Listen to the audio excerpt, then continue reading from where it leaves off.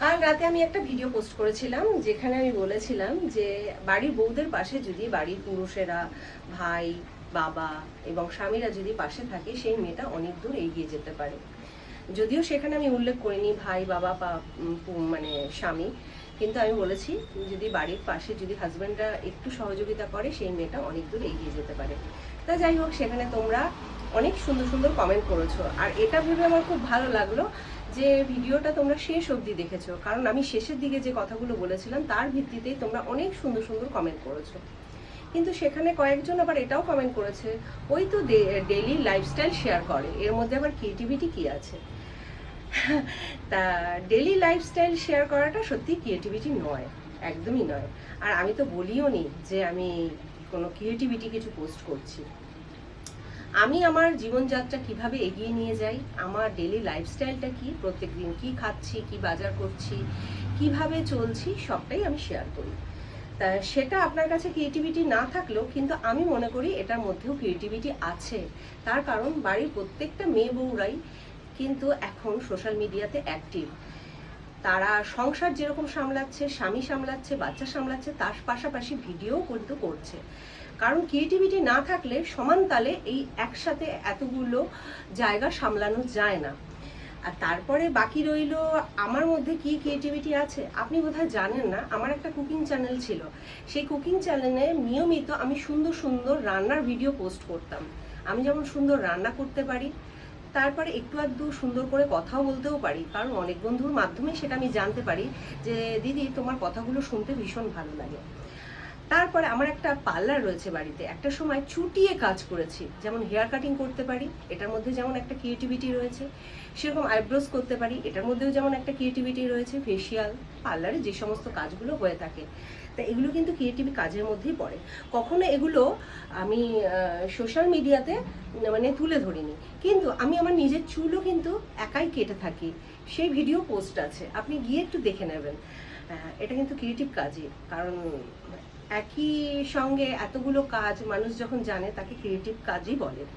তারপরে আমি সুন্দর মেকআপও করতে পারি, মানে নিজের মেকআপ তো নিজে করি, আর একটা সময় চুটিয়ে ব্রাইডাল করেছি, চুটিয়ে ব্রাইডাল। মানে এই মানে আজ থেকে 10-12 বছর আগে এত কিন্তু ঘরে ঘরে মেকআপ আর্টিস্ট ছিল না, তখন কিন্তু এই চত্বরে একমাত্র আমি কাজ করেছি চুটিয়ে। তা এখন সময়ের অভাবে পারি না বা সময় দিতে পারি না, তাই আর পার্লারটাও এখন মানে সেইভাবে সেই লেভেলের টাইম দিতে পারি না, কিন্তু এখনো কাজ করি, টুকটাক কাজ করি। তা ক্রিয়েটিভিটি দেখতে চাইছেন না? ক্রিয়েটিভিটি দেখতে হলে আমার সুস্মিতা পাল অফিসিয়ালে একটু যাবেন, আর ইনস্টাগ্রাম পেজটাতেও যাবেন, মানে ইনস্টাগ্রাম সুস্মিতা পাল 07, ওখানে গিয়ে একটু দেখে আসবেন, দেখবেন ওখানে অনেক ক্রিয়েটিভিটি পাবেন। মানে ক্রিয়েটিভিটি মানে ক্রিয়েটিভ আমি পোস্ট করে থাকি, যেমন লিপসিং ভিডিও পোস্ট করি, কমেডি ভিডিও পোস্ট করি, ডায়লগের ভিডিও পোস্ট করি, অ্যাটিটিউডের ভিডিও পোস্ট করি। তা আপনার ডেইলি লাইফস্টাইল আমি দেখতে বলিনি বা বাধ্যও করিনি, আপনার ভালো না লাগলে দেখবেন না, দেখার কোনো দরকার নেই। কিন্তু আপনি যদি ক্রিয়েটিভিটি যদি পছন্দ করেন বা ক্রিয়েটিভ কিছু দেখতে আপনার ইচ্ছা হয়, তাহলে ওই দুটো জায়গায় যাবেন, আপনি ক্রিয়েটিভ জিনিসগুলো দেখতে পাবেন। তা ডেইলি লাইফস্টাইলটা শেয়ার করাটাও আমি মনে করি একটা ক্রিয়েটিভিটির মধ্যেই পড়ে। কারণ এই যে রান্না করতে করতে এই সময় বাঁচিয়ে বা রান্নার তাল মিলিয়ে আমি যে এতগুলো কথা বললাম, এটাও ক্রিয়েটিভিটির মধ্যেই পড়ে। আশা করি আপনার প্রশ্নের অ্যান্সার আমি দিতে পেরেছি। আর আরেকটা কথাও বলতে চাই, আপনিও করুন না, ডেইলি লাইফস্টাইল শেয়ার করুন না। কখনো ক্যামেরাটা ধরে একটু মানে গানের রিলসগুলোতে গিয়ে লিপসিং মানে লিপস মেলান না, মিলিয়ে ওটা পোস্ট করতে হবে না, ড্রাফটে রাখুন, ড্রাফটে রেখে নিজে দেখুন আপনি কতটা মেলাতে পারলেন।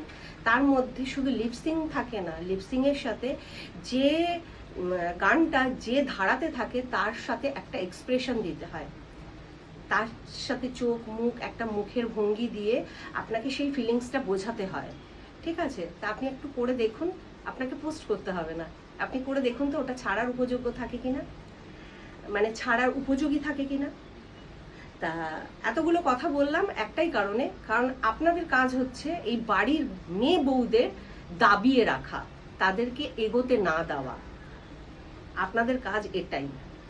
আপনারা ভালোটা নিতে পারেন না, মানুষ এগিয়ে যাচ্ছে, ভালো কিছু করছে, বাড়ির মেয়ে বউরা এগিয়ে থাকবে, এটা আপনারা মেনে নিতে পারেন না।